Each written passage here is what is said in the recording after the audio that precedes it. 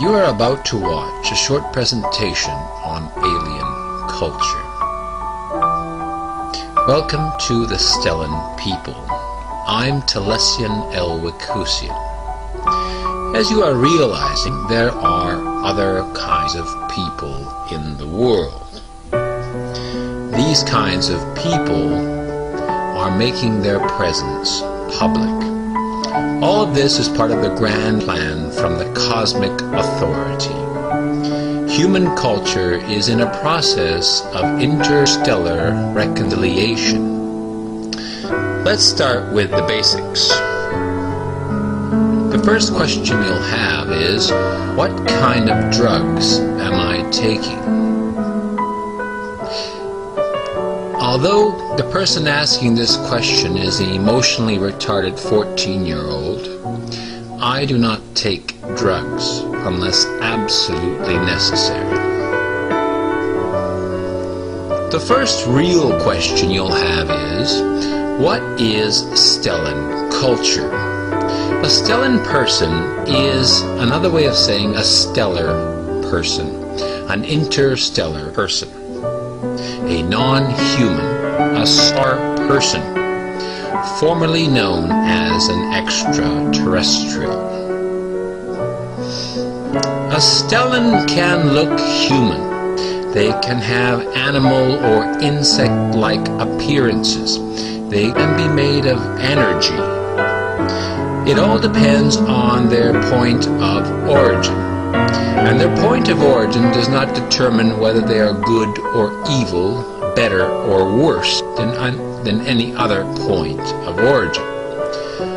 Shape and form merely tell us where they are from and what their predispositions are.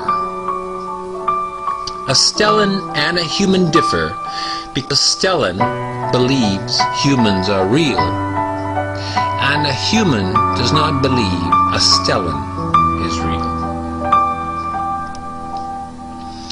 Slowly you'll come to validate the presence of Stellans on or near Earth. In fact, you might be one yourself, or your daughter, or your neighbor. Your wife may be having an affair with a Stellan. A Stellan is equipped with a multi-dimensional mindset. They believe that cartoons are real because they believe in other dimensions. You yourself once believed that cartoons are real, and then you grew up. Well, in fact, you didn't really grow up. Your ego grew up. Your ego told you that a paycheck and a mortgage is more important than cartoons. And that's what happens. But a cartoon to an ego is just merely an animated character that is voiced by some actor on a 2-dimensional or a 3-dimensional template. You see, the difference is a Stellan sees the cartoon as being real. A human does not, because the ego is in charge.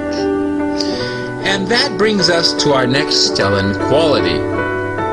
Stellans don't have an ego, generally speaking. It is a lot like Mr. Spock on the show Star Trek. He chose not to have an ego. He was half human, after all. Your ego keeps you immersed in the 3-dimensional world of violence, oppression, fear, and general disdain for life. In the egoless world of Stellans, it's we're all in this together. What kind of contribution did you make today, brother or sister? And what is your programming? Next, Stellans have advanced science at hand. They not only invented anti-gravity and free energy propulsion, they have adopted that technology into as many aspects of their existence as possible. Unlike the humans who have free energy technologies, but the scientists and corporations have decided to bury that knowledge and take the paycheck from big oil. They figured, well, the environment is already polluted, why not just choke it to death? So Stellans invent and adopt their best ideas while humans hide and censor anything that would improve the world because that would lower the stock price. Take human news media. Humans have decided to laugh at the idea of an alien and their starship, or UFO. The best journalists who know nothing about Stellan culture have turned up their noses at aliens.